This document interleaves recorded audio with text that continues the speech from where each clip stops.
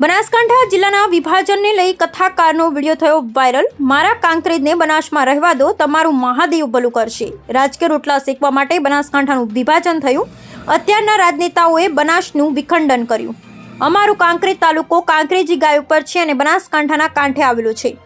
બનાસકાંઠાના કાંઠે આવેલું કાંકરેજ તાલુકો બનાસમાં જ રહે। શિવકથા દરમિયાન કથાકારનું નિવેદન આવ્યું સામે। શિવકથાકારનું નિવેદન બન્યું ચર્ચાસ્પદ। Bureau report Ramjibhai रायगुर।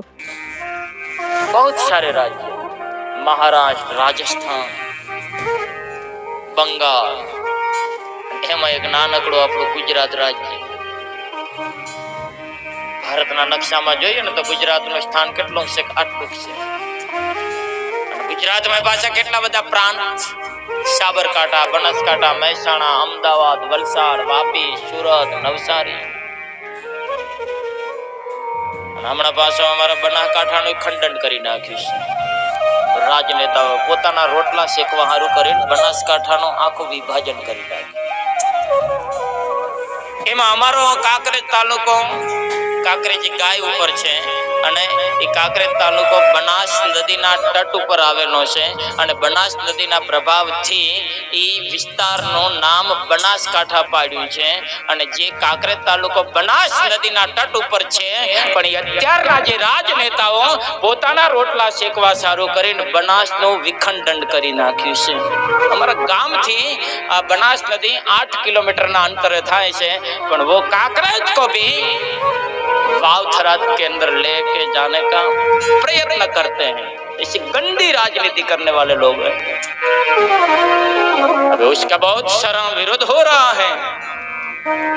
राजनेताओं भले गमे ત્યાં અમારા કાંકરેજને નાખશે પણ અમારી રગમાં તો बनास नदीનું खून वही રહ્યું છે। बनासની भूमि हम जहां भी कथा करने के लिए जाएंगे ना वहां हम बोलेंगे हम कहां से आते हैं तो कि बनास की भूमि और बनास नदी के तट पर कांकरेज से हम आते हैं। ई भले गमे ई बनास ने खंडन કરીને અમારા કાંકરેજ ને ગમે ત્યાં જઈને નાખે, થરાદમાં નાખે કે વાવમાં નાખે કે પાકિસ્તાનમાં નાખે, એની સત્તા છે। કારણ કે પોતાની સત્તા મેળવવા માટે પોતાના રોટલા શેકવા હારું उसको पता ही नहीं है कि बनास क्या है।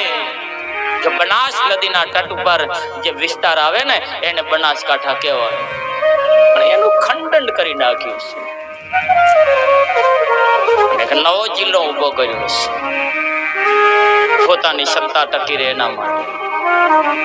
અને જે બનાસ નદીના તટ ઉપર જે વિસ્તારો છે એને એ જિલ્લામાં નાખી નાખ્યું। વાવથરા ऐसे भी लोग हैं उसको पता ही नहीं ऐसे सत्ता में आ गए। बनास क्या है, बनास कैसे नाम पड़ा, किसी को पूछते भी नहीं।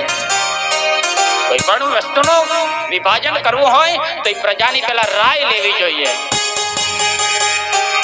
એમને એમ ક્યારે વિખંડન ન કરી શકાય, ખંડન ન કરાય। એવા ગુજરાતમાં ઘણા પ્રાંત છે ને એમાંથી આપણો એક નાનકડો કચ્છ પ્રાંત। કચ્છ પ્રાંતમાં પાસે